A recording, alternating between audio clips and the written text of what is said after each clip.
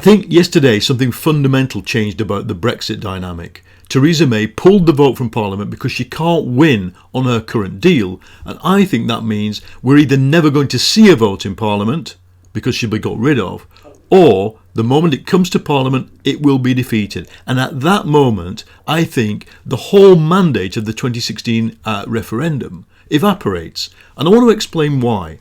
I've been somebody who voted for Remain and Reform in 2016, but I'm quite clear that even with a 52%, i.e. not much margin, that is the majority, and we have to try and do Brexit. And I've said publicly on several times, make the best of it and move on.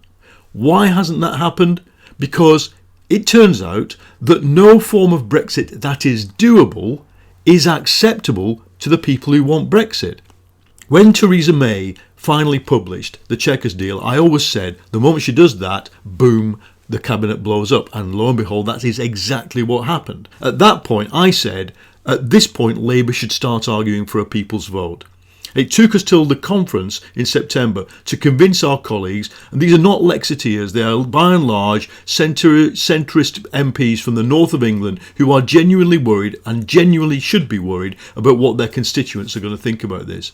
But it was always likely that Parliament would not resolve this issue. That's why I started saying we need a second referendum. And at that point, from Chequers onwards, I said second referendum, but Labour should try and do the deal. I think that was logical because I think it still had some element of a democratic mandate from 2016. Once Theresa May's deal falls, that mandate from 2016 I think does evaporate. And I just want to explain why. Because if you, a set of voters, vote for Brexit and then you empower a government, the Tory government, and it can't do Brexit, that is a kind of narrow funnel. There's no more options at the end of it. DUP are not going to do Brexit, and I'm afraid Jeremy Corbyn can't do the kind of Brexit you want either. So in the end, Brexit as a project is about to end. And I think at that point, what do we, Labour and the other progressive parties, have to do? Well, if there's going to be a backlash, if there's going to be a culture war, if it's going to be who betrayed Brexit, well, it's quite clear. Theresa May betrayed Brexit, not us. We were quite happy to try and do it to the very end of our abilities. But now it's not possible.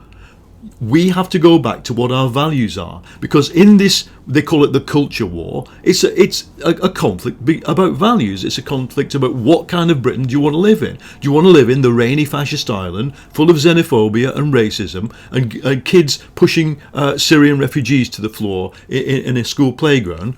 Or do you want to live in a place of tolerance and a community of difference and multiculturalism and open to the world? And you know what? 99.9% of people in the Labour movement want that, so let's fight for it. Now, I know it's hard for MPs who've got Leave constituencies, but I think what I would say is we have to empower working class people in those constituencies with a vision. So the way forward is clear.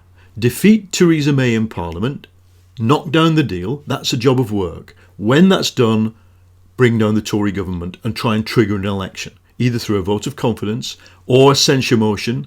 But when we do it, it's got to be done with full force and once only, so let's bide our time. And if we can't get a general election, we have to go for the people's vote. We have to go for a second referendum and Remain. There's new evidence, there's new voters. It's entirely democratic to say if Parliament can't sort this out, the people must own the outcome. But if we do get a general election, I can't see myself going into it saying, let's go into a general election offering a tweak to Theresa May's Brexit deal.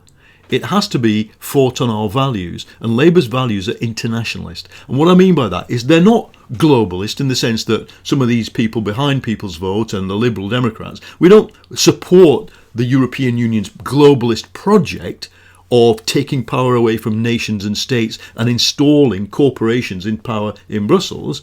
We want a negotiated sharing of sovereignty to achieve social and economic progress. That's what the European Union should always have been about. And I think if there were 4 or 5 left governments, so if the Spanish, Portuguese and Greeks were joined by Corbyn and Mélenchon, the German government could not withstand that. Europe would change. And I think that inspires me. For once, that's something I can see that can actually happen coming out of this crisis, especially with the Gilets jaunes, especially because Merkel is a zombie chancellor now, we could change Europe. We might not take all the European nations with us. That would not disappoint me one bit to see some of them back off into a second tier. We've got a new vision of Europe we could go for, but the absolute beginnings of it are that we've got to convince ourselves inside the Labour movement and the wider progressive movement in Britain, do not fear the right-wing xenophobes and the Tommy Robinson types. There were only 3,000 of them out there. And of course, there are many more of them chuntering away online with all their hatred and their worries and their fears. The only thing that can cut through that is not less hatred, less fear. It's more hope. And that's what I think changed yesterday. It opens the door for the Labour movement to get out there with a message of hope.